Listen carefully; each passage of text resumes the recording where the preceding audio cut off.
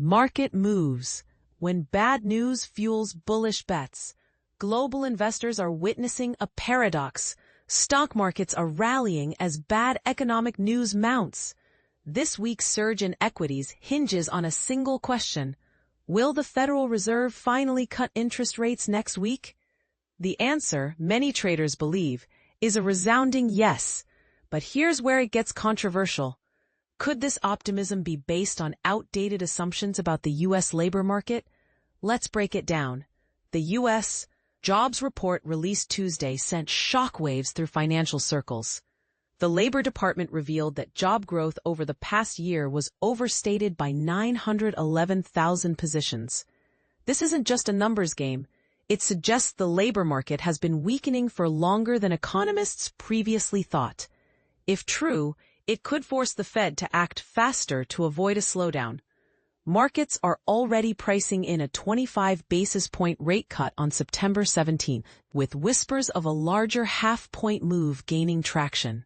But here's the catch. Inflation remains stubbornly above the Fed's 2% target at 3%. Is the central bank's inflation goal even achievable anymore? That's the debate sparking headlines. Europe's quiet revolution. While U.S. policymakers dominate the spotlight, Europe is quietly reshaping its economic landscape. The Stoxx 600 index rose slightly on Wednesday, driven by a surge in retail stocks. Spanish fashion giant Inditex led the charge, buoyed by strong pre-autumn sales. Meanwhile, France's political drama took a back seat as President Macron named Sébastien Lecornu as prime minister. After Israel struck Hamas leadership in Qatar, Brent crude climbed towards $67 per barrel. Yet as one analyst notes, the region's volatility has become the new normal. Over the past 2 years, geopolitical shocks have had minimal long-term impact on oil prices. So what makes this attack different? Is it just a blip or a harbinger of deeper instability? The answer might determine whether energy costs stabilize or spiral further. A war of words and drones.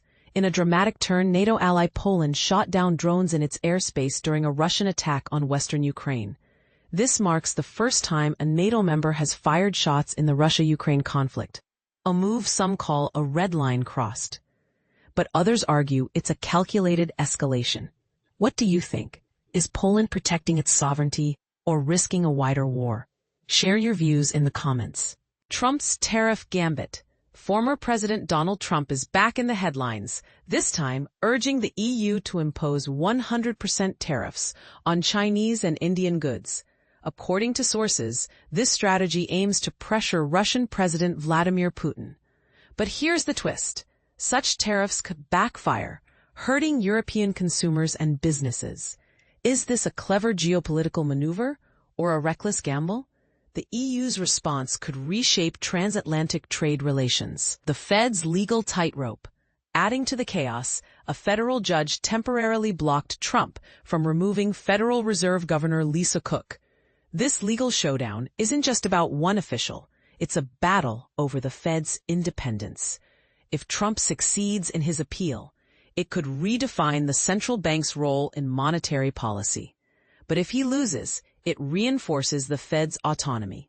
Either way, the implications for U.S. markets are huge. Gold's golden year. Gold prices have soared nearly 40% in 2025, fueled by a weak dollar and central bank buying. Some experts argue this trend is unstoppable. But is gold's rise a safe haven or a speculative bubble? With geopolitical tensions rising, the answer might lie in how long central banks keep piling into gold reserves. What's next? Keep an eye on these key happenings today. U.S. Producer Price Index, PPI. Data at 8:30 a.m. ET, a $39 billion Treasury auction for 10-year notes. Want this analysis in your inbox every weekday?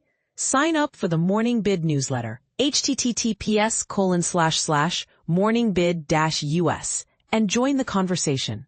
And don't forget to share your thoughts below. Is the Fed's 2% inflation target still realistic, or is it time for a new benchmark?